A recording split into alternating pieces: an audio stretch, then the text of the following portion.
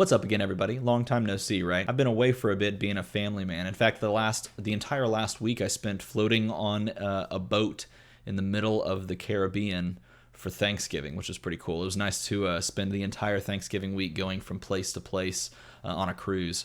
And if you've never been on a cruise before, you either have zero internet connection because you're out in the middle of the ocean, or you're paying some like exorbitant price for internet. And I did not pay an exorbitant price for internet, so that meant that my phone, which I don't even know where it is. Oh, it's literally right here. My phone was essentially a paperweight because most of the apps that I have on it require internet. But there is one app that did not require any internet whatsoever, and that's the Transition Zone app. So I spent a lot of time while my kids were sleeping and taking a nap building random teams out of the new stuff that I can mess around, all modern centric, and a lot of them actually very combat oriented, combat focused, which is pretty cool. And I decided that I wanted to play one of them, give one of them a whirl. And so I'm going to show you how I went ahead and built it while I was, floating in the middle of the ocean. And then I'll show you some clips of me playing it yesterday. I played it in the WDA. If you don't know what the WDA is, it's the weekly dice arena hosted by Ross Foster every Tuesday night over on Twitch and YouTube. Just look up Weekly Dice Arena and you should find it. This is not a refined list, and this is definitely not a competitive build, but it does work with some pretty cool cards, so let's jump into it. The first card that it works with, and sort of the win condition of the whole thing, is this Birdsong. If you've never seen this Birdsong, it is really cool. And oh, there it goes. Yeah, Birdsong, Greater Order of the Gauntlet. Is a 4-cost shield character, good alignment, equipable. He's got the Greater Order of the Gauntlet. I think that's what that is, the banner. I should know this. I like make videos and stuff, but who cares? 013, 023, 135 stat line with experience, which you may not actually end up using, but you are going to use this next part. When he attacks, character dice you control get +1/+2. Now, here's the cool thing. Well, there's a couple of cool things. One, this is a when attacks ability, which means if you have 3 Birdsongs out, and they all attack, then you use 3 procs of that ability, meaning that each Birdsong gives everything +1/+2. You could have like triple the buff or quadruple the buff if you bought all 4, because there is a max 4 here.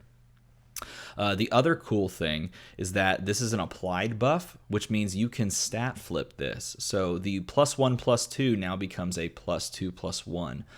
Which is awesome. So I thought to myself, how can I take advantage of this with this new stuff? So there's a new D&D set on the horizon, hopefully coming soon, and I wanted to make use of some of the stuff in there. Well, I know that this is a 4-cost shield, and I know that it's really good with like a lot of sidekicks or a lot of low-cost characters, and that the goal of winning with this card would be to push with a lot of things that are buffed. So I do need to make sure that I have some counterplay against like a blink back global, right? So the first thing I did was I thought, how am I going to buy this 4-drop in multiples? Well, there is the new Yawning Portal.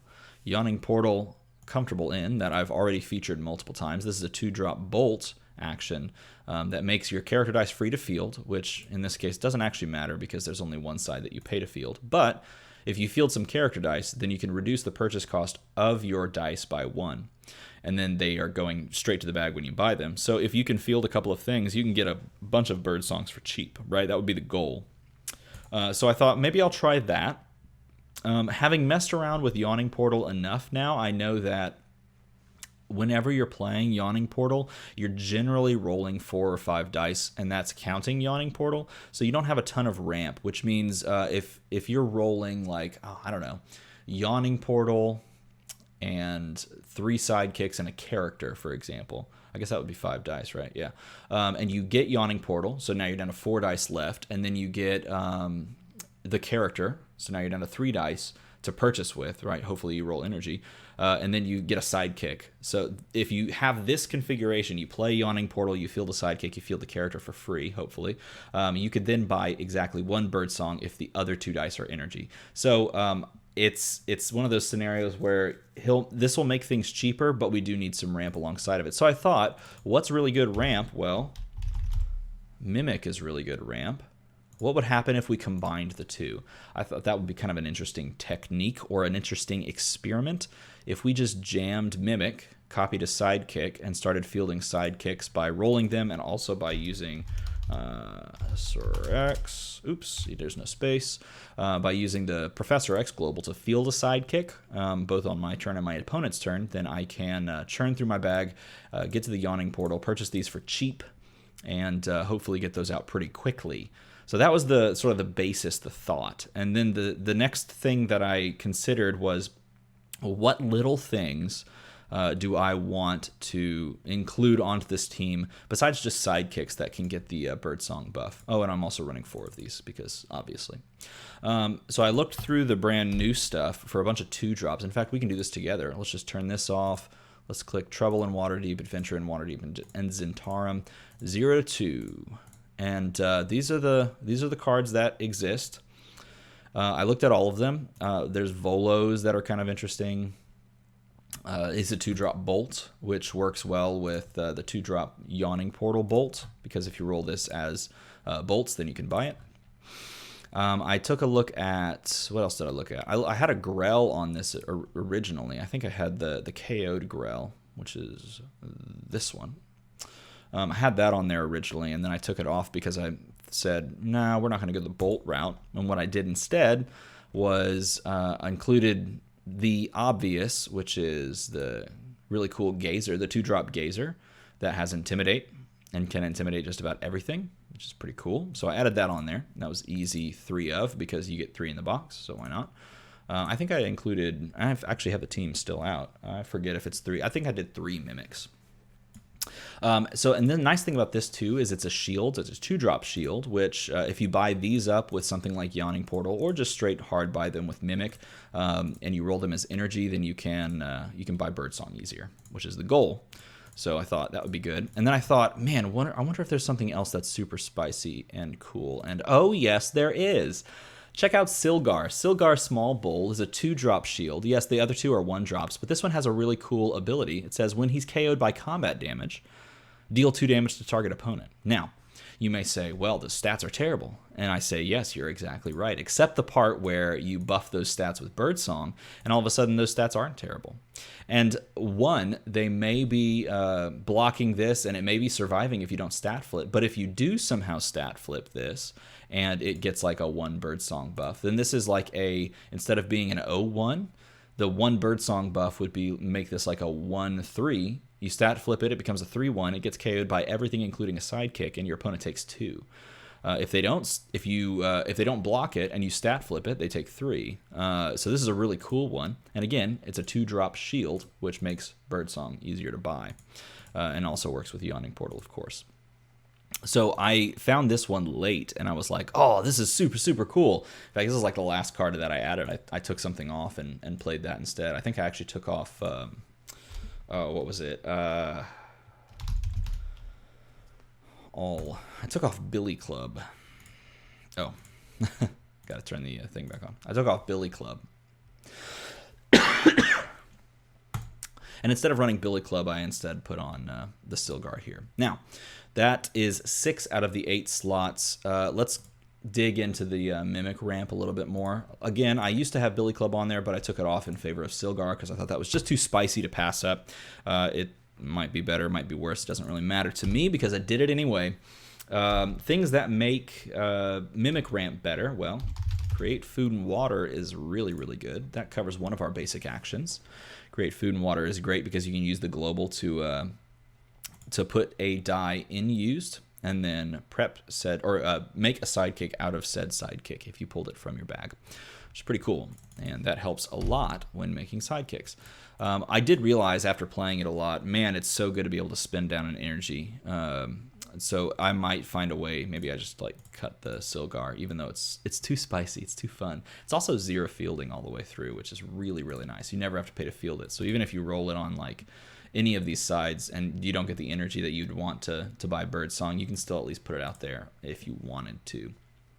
But it is nice to be able to spin down a sidekick to a mask and have an extra energy. The last 2 slots on the team. Obviously, you need stat flip, which means you have to include... Oh, yeah, he's not a 3-drop. That would be amazing. You have to include Bizarro. Bizarro, there, it loaded. You have to include Bizarro. Bizarro has the stat flip global, which is, again, a shield. So it says pay a shield, switch attack, switch a character die's attack and defense until the end of the turn, which is cool. You can also play it on your own stuff. Your opponent can play it against you, though. So if they keep shields like they're supposed to, then they can use it to flip your stuff back. So you got to watch out for that. And then the last card that I put on here is one that I'm particularly proud of. It doesn't work, I will say this, it does not work great on this team, and I'll tell you why in a minute, but it's super, super good, and I think it's an important card going forward. Istrid Horn Moneylender. I have not talked about enough. I talked a lot about the other Istrid Horn, Mined for Money, but this one's Moneylender, so it's the same cost, 2-cost fist, and it has experience, but you don't care, because what you do care about is when fielded, you may choose a global ability, and if you do, it cannot be used this turn, and any of its effects immediately end. So if you're playing against someone who wants to burn you out, and let's say, for example, they're running this card, boop, Static Field, all you have to do is buy an Istrid Horn Moneylender, play it down, field it out there, and then just name Static Field. And all of a sudden Static Field is turned off, the global there is turned off, and they can't push all of your bigly statted things back into the field zone and out of the attack zone. So I definitely ran 2 of those, and I thought that card was really, really good. And it is really, really good. Unfortunately, it doesn't work great for this team, and I'll tell you why. This is still very, very slow to set up. It takes a while. I mean, when you're buying like 3-4 drops to try and win the game, it takes a while. So it doesn't work. This doesn't work as well on this team, but it would work great if you're playing something like, I don't know, these cards. Atlantis? You ever heard of this one? I think people have talked about this a few times, like this with Black Widow. I almost played this team. The Black Widow, Atlantis, Wong, Istrid Horn Moneylender can't push me back out of the field team, but I didn't. Instead, I played this one because I thought it would be more interesting. And the final card is another card I was really excited about. It's another basic action. It's the final basic action, and it is, oh, not Split. It's not Splitter's Teachings. It's Splinter's Teachings, which is got a global on it. That's pay a shield, yet again a shield. Swap the attack of target character die you control and target opposing character die. Now, if you've never played this card, Step 1, or this global, Step 1, it's really good. Step 2, this is how you do it. You take your blocked character, say like you have an 11 attack character that is now blocked. Oh man, I didn't give it Overcrush. And you pay a shield to swap its 11 attack with some random character on your opponent's side, maybe even the one it blocked, right? So now your opponent has an 11 attack character. Oh no. Well, you could pay another shield and swap your unblocked sidekick, you know, the sidekick your opponent let through because it's just going to deal him 1 damage and it's going to get it out of the way. You swap that 1 attack with the 11 attack that you just gave the blocking opposing character die, and now you push for 11, and all you had to do is pay 2 shields. Of course, there's some setup in there involved with like, oh yeah, I've got to get an 11 attack character, but you're already trying to do that with the Birdsong thing anyway. So this was my final card, and it works great with combat shenanigans, or it is a combat shenanigans. It works great with like shields, which we have two drops that do shields. I put 3 of those on there as well. Cool. So this is the team. This is what I put together. Before I played it, I had some worry about including Yawning Portal and Mimic on the same team. I thought it's going to create some really weird bag situations. I even played through it a bunch of different lines before I actually sat down to play a game with it, where I tried to purchase this and then purchase this and then purchase these and then maybe a few of those. And I never found a line that I really liked. So I tried playing it in the first game of the WDA, and I played it against a Fix-It team. And if you don't know anything about Fix-It and Hellfire Club, it's really, really powerful, and it just wrecked me because it's Fix-It Hellfire Club, right? And there's nothing wrong with that. I mean, this is definitely not going to compete with that, especially because I can't push anything out of the field zone with this. This is like sort of teched to just try to win, and it's very casual. So that was an easy loss from me. And then I played the same thing after trying to buy this and then try to get Birdsongs. I switched it up in the second game that I played, and I just bought Mimic and a couple of these, And oh no, actually I went the opposite. I just bought Yawning Portal, and I tried to get Yawning Portal with some Silgars so that I can make getting Birdsong easier, and that didn't work either. I was also playing against, oh man, what did Troy play yesterday? Troy, if you're watching this video, leave a comment below. He played something really good, really strong. It killed me. Oh, it was Infiltrate. I think he just played Infiltrate, but he had Shriek. Yeah, he had Shriek, which was powerful because just buy Shriek and turn off Birdsong and basically just GG, right? But then, I decided that I would try this. I decided I would just forget that I owned Yawning Portal, and I would just buy Mimic, and I would just hard invest in Mimic Ramp, and I would bag burn myself, and I would buy as many Birdsongs as I could as quickly as possible. And then this happened. Got my 4 here. All of my damage has been self-inflicted, which is hilarious when you think about it. I haven't done a lick of... No, I did damage to myself. I did. You actually hit me for 1. Scratch that. That's you right. hit me with That a is single right. sidekick. A bolt. Does nothing. Well, we'll field the 3rd Silgar. That's as many that's come into the box, so I don't have any more to purchase. Because you don't have a second box yet. That's right. See, there's the thing. Okay. Well, in the interest of explosive fireworks, let's just go for the gold here. Are you ready? Yep. We're going to full push with our 6 sidekicks, our 1 Mimic, our 3 Silgars, and our 3 Birdsongs, which give everything +1, +2 apiece. So this one gives +1, +2, this one gives +1, +2, this one gives +1, +2. So all of these sidekicks are buffed by 3 6. So they're all 4 7s. This is a 4 7. I think we can do the math here.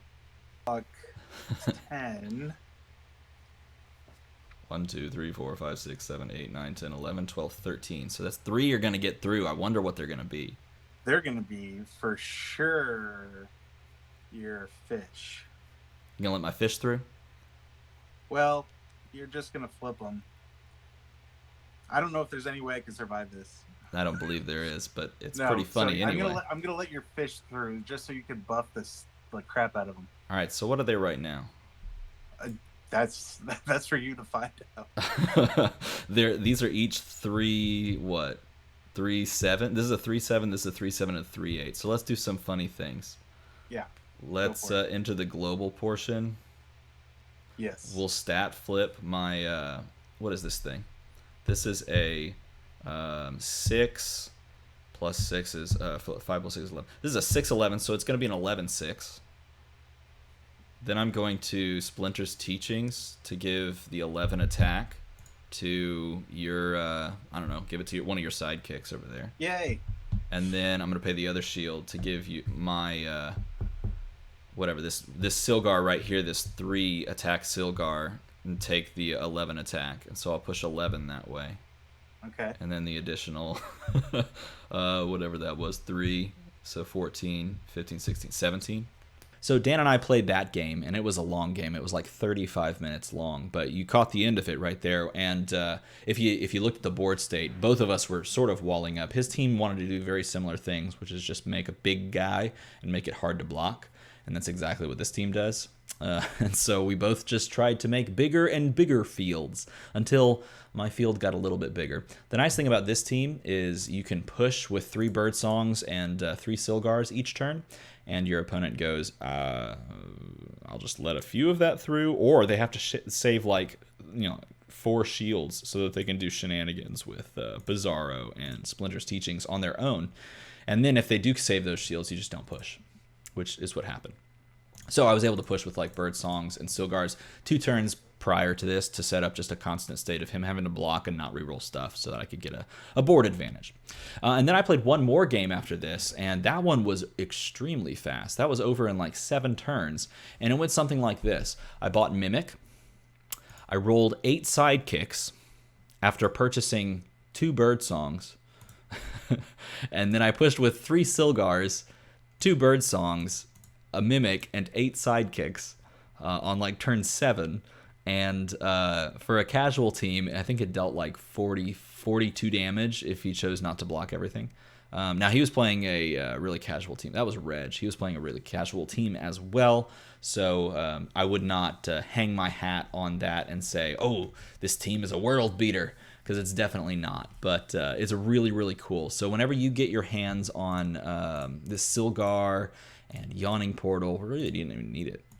If you get your hands on Silgar, or if you wanted to proxy this, you could actually put this team together pretty easily. You just go and get the TOA Birdsong. You get a couple of low-cost shield characters. Didn't even really need it to be Silgar in it so much. I didn't end up using Yawning Portal, so you could swap that out. Istrid Horn would be good on a faster team. So let's actually do that. Let's just pretend like you wanted to play this team. Let's cut the things that you don't have access to yet. Boom. So we have 4 cards on the team, and we have 2 basic actions already slotted up. So here's a way that you could do this team without that new stuff. You're going to want to go here, and you're going to want to get a 2-cost shield character. So let's do the energy into shields. All right, so, and then take out the new stuff. Pow, pow, pow. Okay. So your options for 2-cost shields include, but are not limited to, what?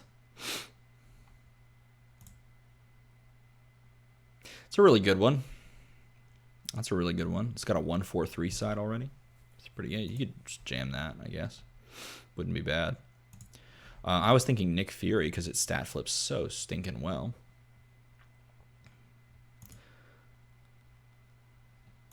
Nick Fury is a good one. Probably Nick Fury's better.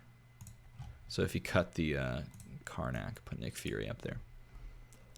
What other 2-cost shield characters are there? Might not even matter. Just one seems good. Yeah, just one seems good. 1 2-cost shield, you just run 4 of those. Pow, pow, pow. And then I do think it's important to have the Billy Club back. Pop that on there. It's like so much devoted to ramp, but it's worth it. And that leaves 2. In place of like Istrid Horn and that sort of stuff, Shriek, Sonic Beam. If you don't like running Shriek, then I don't know. Put a burn damage option for damage. What could we do for burn damage? Basically, it's just like find another way to kill him if you're not having any counterplay versus globals. I know not everyone's like playing the I'm Ben said Scott and I'm going to roll 13 masks, but if you do run up against that, you're going to probably need some way to win outside of that.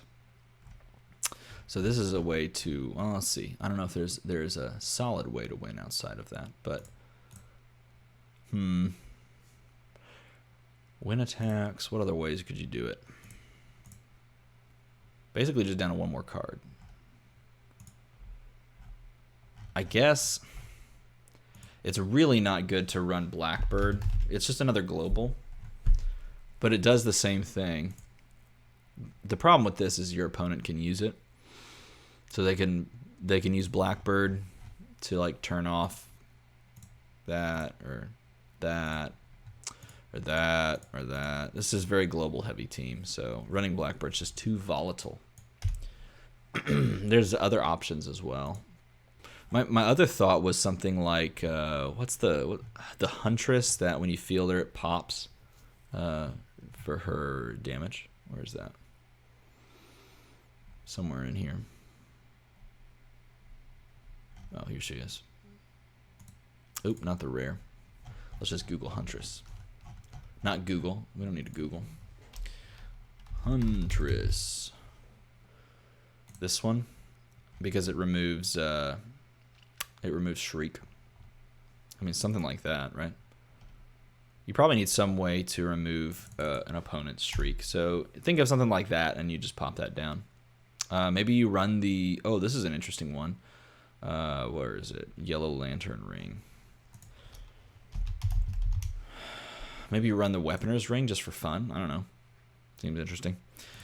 You're not really rolling actions, so Scarlet Witch doesn't hurt you that much.